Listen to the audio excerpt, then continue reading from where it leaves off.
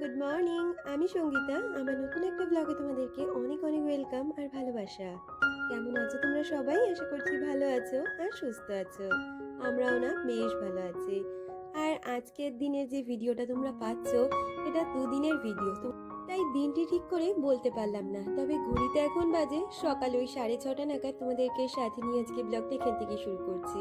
I hope ব্লগটা তোমাদের একটু হলেও ভালো লাগবে। যথারীতি সকাল সকালে উঠে সমস্ত কাজবাজ শুরু করে দিয়েছি। আর এখন তো ঠাকুর ঘর থেকে এসে রান্নাঘরে এই যে চায়ের জলটা বসিয়ে দিলাম, সাথে তোজোর জন্য যে দুধটা দেবো সেটা জাল দিতে বসিয়েছি। আর এদিকে কিন্তু আমাদের চাটা হয়ে গেছে। আর জানো তো, দুধটা জাল দিতে গিয়ে হঠাৎ করে দেখি দুধটা কেটে গেল। তো মনটা না ভীষণ করে খারাপ হয়ে গেল, কারণ তোজোকে তো ওই দুধ দিয়েই কর্নফ্লেক্স দিয়ে দিই। তারপরে হাজবেন্ড আবার পাশের দোকান থেকে ওই আমুল স্প্রে যে 10 টাকার পাতাগুলো হয় সেই পাতা নিয়ে এসেছে। আর ওই পাতার দুধ দিয়ে কিন্তু আজকে তোজোকে কর্নফ্লেক্সটা দিয়ে দেবো। তার আগে কর্নফ্লেক্সটা রিফিলিং করে নিচ্ছি। আগের দিনের ভিডিওতে অনেকেই আমাকে কমেন্ট করে বলেছিলে আমার এই কন্টেনারগুলো খুব সুন্দর হয়েছে। আসলে এই কন্টেনারগুলো অনেকদিন ধরেই নেবার ইচ্ছে ছিল, শুধু ওর শেপটার জন্য। তাই জন্য এবারে কিন্তু নিয়েই নিলাম। আর তোমরা তো জানোই রান্নাঘরের প্রতি আমার কতটা আকর্ষণ। মানে রান্নাঘরের এই জিনিস কিনবো ওই জিনিস কিনবো, বিশেষ করে কন্টেনার তো আমার ভীষণ পছন্দের। তাই এটা কিনে নিয়েছি। আর আগের দিনের ভিডিওতে অনেকেই লিঙ্ক শেয়ার করতে বলেছিলে, আমি কিন্তু লিঙ্কও দিয়ে দিয়েছিলাম। আর আমাকে মিতালিদি কমেন্ট করেছিল, দিদি লিখেছিল খুব ভালো লাগলো ভিডিওটা, এখন সব ঘরে ঘরেই সর্দি কাশি হচ্ছে, আমার ছেলেরও হয়েছে, সাবধানে থেকো, অনেক ভালোবাসা নিও। থ্যাংক ইউ সো মাচ দিদি, তোমার ছেলেকেও খুব সাবধানে রেখো। তো যাই হোক, কথা বলতে বলতে ওদিকে কিন্তু আমি তোজোকে কর্নফ্লেক্সটা দিয়ে এসেছি। আর আমরা চা খাওয়ার অনেকটা সময় পরেই তোজো উঠেছিল, যার জন্য একটু দেরি করে ওকে কর্নফ্লেক্সটা দিয়েছি। এখন তোজোর টিফিনটাকেও করে নিচ্ছি। আগের দিনের ব্লগে তোমাদের জানিয়েছিলাম না, তোজোকে কিন্তু আজকে আমি দিয়েছিলাম সোয়া রাইস। তো দেখো কিভাবে বানিয়েছিলাম। প্রথমে কড়াইতে দিয়ে দিয়েছিলাম কিন্তু একটু গোটা গরম মশলা, তার সাথে আদা গ্রেট করে দিয়েছিলাম আর দিয়েছিলাম রসুন। আর আগে থেকে সিদ্ধ করে রাখা দিয়েছিলাম সয়াবিন, আর ওটা দিয়ে ভালো করে নুন, হলুদ, জিরের গুঁড়ো, লঙ্কার গুঁড়ো, মানে সামান্য পরিমাণে লঙ্কার গুঁড়ো দিয়ে আর জল দিয়ে ভালো করে মশলাটা কষিয়ে দিয়েছি। আর একটু দিয়ে দিয়েছি টমেটো কেচাপ, এতে করে কিন্তু ফ্লেভারটাও খুব ভালো আসে। আর একটু মাখো মাখো যে ব্যাপারটা, সেই ব্যাপারটাও কিন্তু হয়। আর আগে থেকে যে রাইসটা করে রেখেছিলাম সেই রাইসটা দিয়ে, আর এর মধ্যে একটু সামান্য পরিমাণে নুন দেবো একটু বিরিয়ানি মশলা, আর তার সাথে কিন্তু দিয়ে দেবো একটু সামান্য পরিমাণে চিনি। তাহলেই কিন্তু খাবারের টেস্টটা ব্যালেন্স হয়ে যায় চিনি দিলে। তো দেখো এরকম ভাবেই আজকে রাইসটাকে রান্না করে দিয়েছি। তবে জানো তো, নিরামিষভাবেই করেছি, ভীষণ সুন্দর হয়েছিল খেতে। আর তোমাদের আমি বলি না, ওকে কিন্তু আমি একদম যে প্লেন রাইস দিই সেটা কিন্তু নয়, ওকে রাইসটা এমনভাবে দেওয়ার চেষ্টা করি যাতে একটু মানে মাখো মাখো ব্যাপারটাও থাকে, আর ওর খেতেও যাতে শুকনো শুকনো না লাগে, আর খেতেও যেন অসুবিধে না হয়। আর আজকে জানো তো, ওদের টিফিনে স্কুল থেকে বলেছিল একটু লাউ নিয়ে যেতে। তো লাউ দিয়ে আর কি করবো, কারণ এখন তো লাউয়ের সিজনই না। তবুও কালকে হাজবেন্ড একটা লাউ নিয়ে এসেছিল আর্ধেক, সেই লাউটার কিছুটা পরিমাণ আমি লাউ ওকে ভেজে দিয়েছি। ওই একটু তেল আর কালো জিরে ফোড়ন দিয়ে লাউটা ভেজে দিয়েছি। আর এদিকে টিফিনের মধ্যে দিয়ে দিয়েছিলাম রাইসটা। আর একটা বক্সে লাউটা যেহেতু নিয়ে যেতেই হবে, কমন ওদের বলে দিয়েছে, ওদের আজকে মানে খাবারের যে রেসিপিটা তার মধ্যে লাউ রাখতেই হবে, তাই লাউটাও দিয়েছিলাম। তবে ভাবতে পারিনি তোজো আজকে লাউটা যে খেয়ে আসবে। ও কিন্তু লাউটা খুব সুন্দরভাবে খেয়ে এসেছে, বলছে ভালো হয়েছে জানো তো আজকে লাউয়ের রেসিপিটা। তা ভাবলাম যে ভালো, তাহলে ও তো খেয়েছে। আর এদিকে কিন্তু টিফিন বক্সটা এখন প্যাক করে দিচ্ছি। আগের দিনের ভিডিওতে আমাকে রিয়া বান্ধবী কমেন্ট করেছিল, রিয়া লিখেছিল কন্টেনারগুলো খুব সুন্দর, আমার জানো তো ভিতরে ভিতরে জ্বর হয়, এত মিল কেন ফুলটুসি, ভিডিওটা খুব সুন্দর হয়েছে, অনেক অনেক ভালোবাসা। তোমাকেও অনেক ভালোবাসা, এইভাবেই পাশে থেকো। হ্যাঁ জানি না, আমার না ভিতরের জ্বরটাই বেশি হয়, বাইরে খুব রেয়ার জ্বর আসে, যখন আসে কিন্তু আমার না জ্বরটা ভিতরে ভিতরেই হয়। আর সত্যি কথা বলতে, ভিতরে ভিতরে জ্বর যাদের হয় না, তারা বোঝে সত্যি কতটা কষ্টের। তবে কি জানো তো, আমার শরীর যতই খারাপ হোক না কেন, আমার একটা কথা ভাবলেই ভীষণ ভালো লাগে, যে আমার হাজবেন্ড কিন্তু আমাকে ভীষণভাবে সাপোর্ট করে আর ভীষণ সাপোর্টিভ। আমার যদি শরীর খারাপ হয়, ও কিন্তু আমার সংসারের এমনিতেই অনেকগুলো কাজ করে দেয়। এছাড়াও কিন্তু শরীর খারাপ দেখলে ও আমাকে বলে তোমার কাজ করার দরকার নেই, তুমি বসো, আমি যতটা পারছি ততটা করছি, এক্সট্রা কোনো কাজের দরকারই নেই। আসলে কি জানো তো, একটা সংসারের পেছনে স্বামী স্ত্রী দুজনেরই ভূমিকা থাকা ভীষণ প্রয়োজন। একার দ্বারায় কখনোই কিন্তু একটা সংসার গড়ে তোলা সম্ভব নয়। সংসারটা যে শুধু একটা মেয়েরই হয় সেটা কিন্তু নয়, একটা সংসারে ছেলেদের ভূমিকা থাকাও ভীষণ প্রয়োজন। একটা সংসারে শুধু স্ত্রীরাই খেটে যাবে সেটা কিন্তু নয়, আর স্বামীরা পায়ের ওপর পা তুলে বাইরের ইনকাম করে স্ত্রীর মুখের ওপরে টাকা ছুঁড়ে মারবে আর সারাদিন এসে বলবে যে সারাদিন তুমি সংসারের কী বা কাজ করলে, সংসারের আর কটা কাজই বা থাকে, সেটা কিন্তু কখনোই নয়। একটা মেয়ের ওপরে সংসারের কিন্তু অনেকটা পরিমাণে দায়িত্ব থাকে, যেমন সংসারকে গুছগাছ করে সুন্দর করে রাখার যেরকম দায়িত্ব, প্লাস সংসারের প্রতিটা মানুষকে ভালো রাখার দায়িত্ব, আর তার সাথে সাথে কিন্তু নিজেকে ভালো রাখার দায়িত্ব নিতেই হয়। তাই আমি কি মনে করি বলতো, একটা সংসারে মেয়েদের যেমন গায়ে গতরের খাটনি তো আছেই, সাথে কিন্তু অনেকটা বুদ্ধি খাটিয়েও একটা মেয়েকে সারাদিনের সংসার চালিয়ে যেতে হয়।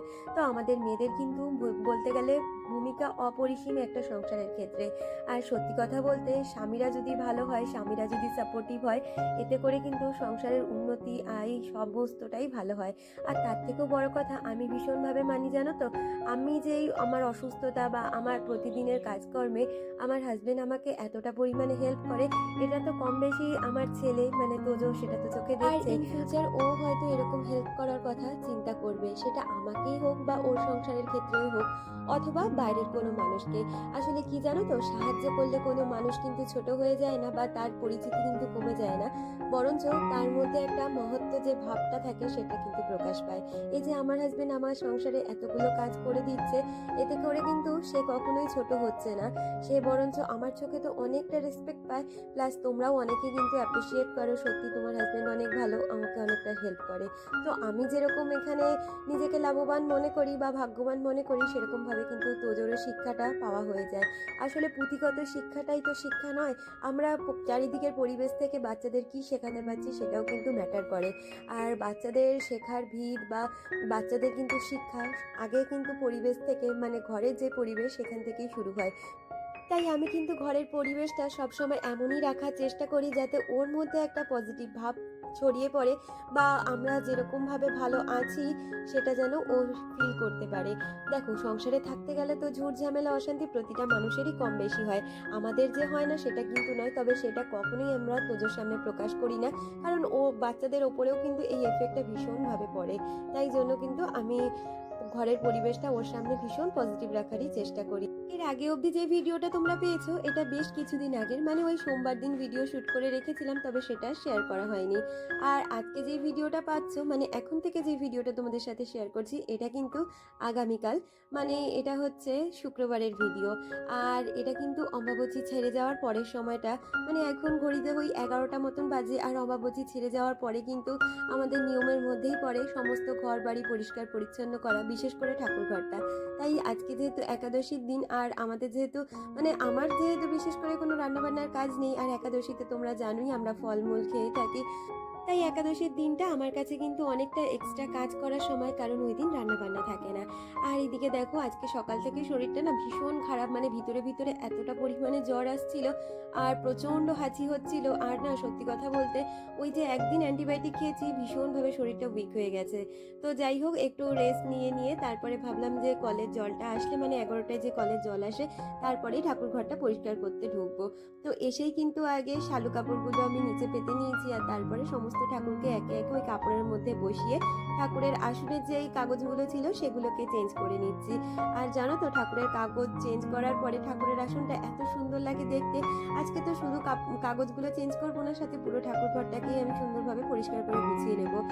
তোমরা অনেকেই বলো দিদি ঠাকুর ঘরটার একটু মেকওভার করো, আমিও চাই জানো তো ঠাকুর ঘরটার মেকওভার করতে। তবে আমরা যখন বাড়িতে হাত দেবো, সেরকমই চিন্তায় আছি, যদি খুব তাড়াতাড়ি বাড়িতে হাত দিয়ে দিতে পারি, তাহলে আমাদের ঠাকুর ঘরটা না ভাঙা পড়বে, কারণ এখান দিয়ে আমাদের সিঁড়ি ঘর উঠবে ওপরের জন্য। তাই তখন অন্য জায়গায় ঠাকুর ঘর শিফট করতে হবে। আর আমার তো ভীষণ ইচ্ছে, এখন যেই নতুন ঠাকুরের সিংহাসনগুলো বেরিয়েছে, সেরকম বড় দেখে একটা ঠাকুরের সিংহাসন কিনবো, আর ওখানেই ঠাকুরকে আমি সুন্দর করে সাজিয়ে গুছিয়ে আর ওই জায়গাটাকে সাজিয়ে রাখবো। তাই জন্য এই ঠাকুর ঘরটা আমি ডেকোরেশনের পেছনে কোনো রকমে ইনভেস্ট করতে চাইছি না, কারণ যদি আমার ভাগা পড়ে তাহলে তো আমি যে ইনভেস্টটা করব সেটা আমার কাছে একটা লসের জায়গা, তাই না? আর এই দেখো, আমার গোপু সোনাদের বসানোর জন্য আমি একটা না আসন মতন বানিয়েছিলাম, এটা আমার একটা ব্লাউজ পিস ছিল, তো ওটা আমি কখনোই বানাইনি, আর এই শাড়িটাও বিশেষ একটা পরা হয়নি, তাই জন্য ওই ব্লাউজ পিসটা দিয়ে আমি একটু মোটা করে ঠাকুরের আসন মতন বানিয়ে নিয়েছি, যেটাতে আমি গোপু সোনাদের বসিয়েছি। আর আমাকে আগের দিনের ব্লগে মহুয়াদি কমেন্ট করেছে, দিদি লিখেছে, সঙ্গীতা তোমার এনার্জির উৎস কি বলো তো? রোজ সংসারের সময় মতন কাজগুলো গুছিয়ে করো, কিন্তু যেন কোনো ক্লান্তিই নেই। আমি নিজেও সব কাজ করি একা হাতে, গুছিয়ে করি, তবুও বলছি তুমি খুব এক্সপার্ট। কত তাড়াতাড়ি সব কাজ করে ফেলো, ব্রেকফাস্টের সাথে সাথে তোমার লাঞ্চও রেডি হয়ে যায়। খুব ভালো গো। তোমার এডিটিং করতে কত সময় লাগে? আমি দেখো এডিটিংয়ে বসি ওই দুপুর টাইমটা, যে সময়টা আমি লাঞ্চ টাঞ্চ করে একটু ফ্রি হই, মানে একটু ঘুমানোর সময়। ওই ধরো 1 ঘন্টা মতন আমি ঘুমিয়ে নিই, ধরো 2টো থেকে 3টে অবধি ঘুমাই, কারণ 3:30 আবার তোজো চলে আসে। ওই 3:30 থেকে মোটামুটি 5টা অবধি যেই সময়টা আমি হাতে পাই, ওই সময়টার মধ্যে আমার সারাদিনের এডিটিংয়ের কাজটা করে নিই। আমি যদি মন দিয়ে এডিটিং করতে পারি, যদি এদিক ওদিক আমাকে উঠতে না হয় বা অন্যান্য দিকে যদি আমার মন না চলে যায়, 1 ঘন্টার মধ্যে আমার এডিটিংয়ের কাজ কমপ্লিট হয়ে যায়। আর যদি একটু ভাবি যে না, এডিটিং করতে একঘেয়ে ভাল লাগছে না, একটু ঘুরে আসি, বাইরেটা একটু পাইচালি করে আসি, বা একটু অন্যান্য সোশ্যাল সাইটগুলো ঘাঁটতে থাকি, সেক্ষেত্রে আমার এডিটিং করতে অনেকটাই সময় লাগে। এটা সম্পূর্ণটাই ডিপেন্ড করছে আমার মাইন্ড আর মুডের ওপর। আর থ্যাংক ইউ সো মাচ গো এত সুন্দর একটা কমেন্ট করার জন্য। এই যে তোমরা বলো না আমি কাজ করার এত এনার্জি কোথা থেকে পাই, আসলে সংসারটাকে ভালোবাসি বলে আর সংসারের মানুষগুলোকে এত ভালোবাসি বলে সংসারের কাজগুলোকে কিন্তু সময়ের মধ্যে গুছিয়ে ফেলতে পারি। আর সত্যি কথা বলতে আমার বিয়ের পর থেকেই না একটা টাইম ধরে কাজ করার আমার অভ্যেস। আমি না ভীষণ টাইম মেপে সব কিছু করার চেষ্টা করি, আর আমি টাইমের বাইরে গিয়ে কোনো কিছুই করা পছন্দ করি না বা করতেও পারি না। তাই জন্য আমি যখন ঘুম থেকে উঠি আগে চোখ খুলেই ঘড়ির দিকে তাকাতে হয়, আর যখন কাজ শেষ করি তখন আমার ঘড়ির দিকেই চোখ চলে যায়। আমার বলতে পারো সারাদিন রান্নাঘর থেকে আমার এই ছোট ঘরে যখন দেখি, আমি শুধু আগে ঘড়িটাই দেখি, এছাড়া আমি কিছু দেখি না। আমার সব কিছু একটা টাইমেই চলে বলতে পারো। তো যাই হোক, তোমাদের সাথে গল্প করতে করতে এদিকে কিন্তু আমি সমস্ত ঠাকুরের যে কাগজগুলো ছিল আসনে, সেগুলোকে কিন্তু চেঞ্জ করে নিয়েছি, সাথে সমস্ত ঘরটাকে কিন্তু ভালো করে মুছে নিয়েছি। আর বেশ কিছু ঠাকুরের বাসন ছিল, যেরকম কালকে তো বৃহস্পতিবার ছিল, কোনো ঘটও পাততে পারিনি আর কিছু মাজা ধোয়াও করিনি, তাই আজকে সমস্ত ঠাকুরের বাসনপত্র কলপারে নিয়ে চলে যাব আর ভালো করে মাজা ধোয়াটাও করে নেব। এই দেখো ঠাকুর ঘরটা এখন দেখতে কতটা সুন্দর লাগছে। আমাকে জুমাদি আগের দিনের ভিডিওতে কমেন্ট করে জিজ্ঞেস করেছিলে আমাদের প্রাচীরের চারিদিকটা নেট দেওয়া কেন। আসলে তোজো তো বিকালবেলা করে ক্রিকেট খেলে বাড়িতে, আর ও না ডিউস বল দিয়ে ক্রিকেট খেলে, সেক্ষেত্রে না সামনের বাড়ির একদিন কাজ ভেঙে গেছিল, আর তারপরে বল এদিক ওদিক চলে যায়, সবাই চিল্লামিল্লি করে, তাই ওর বাবা পুরো নেট দিয়ে ঘিরে দিয়েছে। তাই বলে তুই এবার শান্তিতে খেল, কারোর বাড়িতেও বল যাবে না, আর কিছু ভাঙাচোরাও হবে না, কারোর কোনো ক্ষয়ক্ষতিও হবে না।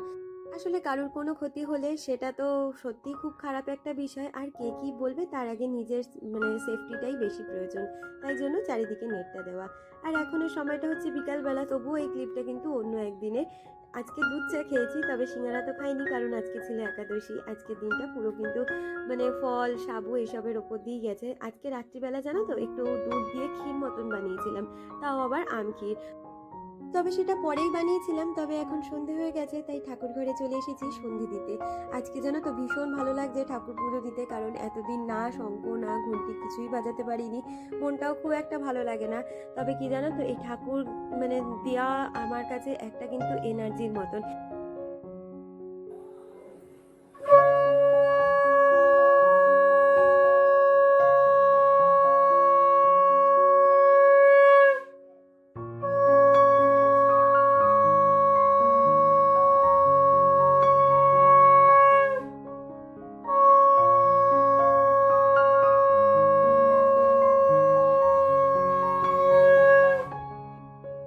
আমার সকালে ঠাকুর পুজোর দেওয়াটা কিন্তু সত্যি আমার কাছে অনেক পজিটিভ ভাইবস এনে দেয়, আর সত্যি বলতে আমাকে অনেকটা এনার্জেটিক রাখে, যেটা কিনা আমার সারাদিনের সংসারের কাজ করতে কোনো ক্লান্তি আসে না। তো যাই হোক, কথা বলতে বলতে এদিকে কিন্তু সমস্ত ঠাকুরকে দিয়ে নিলাম, আর সন্ধ্যার সময় আমি তো একটু ধুনো দিই, তাই ধুনোও ধরিয়ে নিয়েছি, আর এখন সমস্ত ঘরে ধুনোটাও দেখিয়ে নেব। আমাকে মিতালিদি কমেন্ট করেছে, দিদি লিখেছে খুব ভালো লাগলো ভিডিওটা, তো যে খুব ভালো মানুষ হবে এই আশীর্বাদ করি গো, ভালো থেকো, ভালোবাসা নিও। থ্যাংক ইউ সো মাচ দিদি, এইভাবেই পাশে থেকো। আর আমাকে পায়েল কমেন্ট করেছে, তুমি লিখেছো কচুরি দেখে জিভে জল চলে এলো, দুষ্টু বাড়ি চলে এসেছে, খুব ভালো লাগলো গো, বাড়িতে একটা মেয়ের খুব প্রয়োজন, বাড়িটা পরিপূর্ণ হয়। আমার মেয়ের খুব শখ ছিল, কিন্তু আমার একটি ছেলে। একটা আইডিয়া দিই, তোমার মশারিটাকে একটু কুশন কভারের ভেতরে ঢুকিয়ে রাখবে, তাহলে আর মেসি হবে না। মেসি দেখতেও লাগবে না। খুব সাবধানে থেকো, ভালো থেকো। থ্যাংক ইউ সো মাচ দিদি এত সুন্দর অ্যাডভাইস দেওয়ার জন্য। আর জানো তো দুষ্টু এখানে যে পরিমাণে ভালোবাসা পায় সেই কারণে কিন্তু ও ওই দাদু বাড়িতে গিয়ে বেশি একটা দিন থাকে না, ওই 3 দিন মতন ছিল। রবিবার দিনই কিন্তু ফিরে এসেছে আমার সাথে। আর এদিকে দেখো কথা বলতে বলতে কালকের জন্য একটু মটর ভিজিয়ে দিলাম, মানে মটর না, কাবলি ছোলা, কারণ একাদশীর পরের দিনে সকালে টিফিনটা একটু ভারী রাখারই চেষ্টা করি, তাই জন্য। আর রাত্রিবেলা না একটু আলু সিদ্ধ, মানে ওই আলুটা সিদ্ধ দেবো, আলুটা একটু সন্দক লবণ আর একটু গোলমরিচ গুঁড়ো দিয়ে মাখবো, কারণ সারাদিন না ওই ফল আর সাবু খেতে খেতে মুখটা এতটা মিষ্টি হয়ে গেছে, একটু যদি ঝাল ঝাল না লাগে, মানে না খেতে পারি, মুখটা যেন খুব বাজে লাগে। আর জানো তো আগে না বাদাম খেতাম, সারাটা দিন প্রচুর বাদাম খাওয়া হতো, তবে ইদানিং বাদামে না প্রচুর পরিমাণে গ্যাস হচ্ছে, যার জন্য বাদাম আর এখন ঘরে আনছিই না। তো যাই হোক, আজকে সকালে না অনেক জামা কাপড় কেচে দিয়েছিলাম, যেহেতু অম্বাবতী ছেড়েছে, কাছাকাছি তো থাকবেই। তবে এখনও চাদরগুলো তুলতে পারিনি, ইচ্ছে আছে চাদরগুলো কালকে 2 ঘরের চাদর একেবারে তুলে আবার পরের দিন কাচবো। তাই আজকে জামা কাপড়গুলো কেচে দিয়েছিলাম, সমস্তটাই মেশিনে কেচেছিলাম, আর এগুলো তুলে দুপুরবেলা রেখে দিয়েছিলাম। ভেবেছিলাম বিকালে তো কোনো কাজবাজ নেই, তাই এই গোছানোর কাজটা বিকালবেলার দিক করে করে নেব, আর এখনই সেই কাজটা করে নিচ্ছি। আমাকে আলপনাদি কমেন্ট করেছে, দিদি লিখেছে দারুণ হয়েছে ভিডিওটা। থ্যাংক ইউ সো মাচ দিদি, এইভাবে পাশে থেকো। আর শ্যামাশ্রী দি আমাকে কমেন্ট করেছে, তুমি লিখেছো দিদি খুব ভালো হয়েছে ভিডিওটা, তুমি যে সবার কমেন্ট পড়ো এই জিনিসটাই আমার খুব ভালো লাগে, থ্যাংক ইউ সো মাচ, এইভাবেই পাশে থেকো। আর ফিউশন অফ টুম্পা চ্যানেল থেকে টুম্পাদি কমেন্ট করেছে, তুমি লিখেছো খুব সুন্দর হয়েছে ভিডিওটা, thank you so much Tumpa, এইভাবেই পাশে থেকো।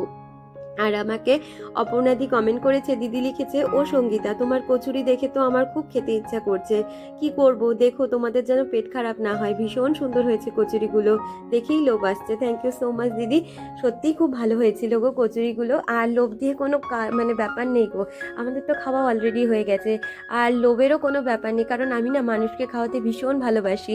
তাই তোমাদের বলি না, তোমরা যারা আমার কাছাকাছি থাকো অবশ্যই আমার সাথে দেখা করো, আমার কিন্তু ভীষণ ভালো লাগবে। তো যাই হোক, এদিকে অনেক কটা জামা কাপড় ছিল, সব ভাগে ভাগে ভাঁজ করে নিচ্ছি। আর এদিকে কি বলতো, কিছু জামা কাপড় যেগুলো আলনাতে যাবে, আবার কিছুটা জামা কাপড় যেটা আলমারিতে ঢুকবে, আর তোজোর জামা কাপড় তো ওয়ার্ড্রপে যাবে। আর যেহেতু আজকে শুক্রবার, আজকে সমস্ত তোজোর স্কুল ড্রেস কেচে দিয়েছি, শনি রবি ছুটি, আবার সোমবার থেকে শুরু হয়ে যাবে স্কুলের মানে পর্ব, সেই কারণে সমস্ত ড্রেস, মানে ওর তো 2 ধরনের ড্রেস থাকে, একটা হাউস ড্রেস আর একটা হচ্ছে নর্মাল ড্রেস, তাই 2 রকম ড্রেসই কেচে দিয়েছিলাম, সাথে দুষ্টুর ড্রেসটাও কেচে দিয়েছিলাম। আমাকে পর্ণা মিত্র দিদিভাই কমেন্ট করেছে, দিদিভাই লিখেছে, দিদিভাই বেশি দিন হয়নি তোমার ভিডিও দেখছি, খুব ভালো লাগে তোমার ভিডিও, প্লিজ আমার নামটা নিও। এই যে তোমার আজকে কমেন্টটাও পড়েছি, সাথে তোমার নামটাও কিন্তু নিয়ে নিয়েছি। যদি আমার আজকের ভিডিওটা দেখতে পাও অবশ্যই কমেন্ট করে জানিও কেমন লাগলো।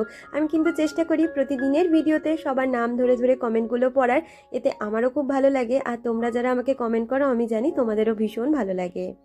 তো যাই হোক, কথা বলতে বলতে এদিকে কিন্তু সমস্ত জামা কাপড় আমার গুছগাছ হয়ে গেছে, আর সমস্ত কিছু এখন জায়গা মতন রেখেও দিচ্ছি। সত্যি কথা বলতে তোজোর ওয়ার্ড্রপটা না অনেক দিন পরিষ্কার করা হয়নি, মানে ঠিকঠাক করে গোছানো হয়নি জামা কাপড়গুলো, ওটা একদিন ধরে ঠিকঠাক করে গুছিয়ে রাখতে হবে। আর ওদিকে জামা কাপড় গুছিয়ে রেখে এদিকে কিন্তু ওই যে বললাম একটা ক্ষীর মতন বানাবো, আম ক্ষীর, তো সেটাই করে নিচ্ছিলাম। আর ক্ষীর বানাতে জানো তো কতটা পরিমাণে দুধ জাল দিতে হয়, আর শরীরটাও খুব খারাপ লাগছিল, আর ভীষণ গরম লাগছিল, বারবার করে ঘরে যাচ্ছি, হাওয়া খাচ্ছি, আর এদিকে এসে রান্না করছি। তাহলে বন্ধুরা আজকে ভিডিওটা এই পর্যন্ত রাখছি, দেখা হচ্ছে পরবর্তী ভিডিওর সাথে।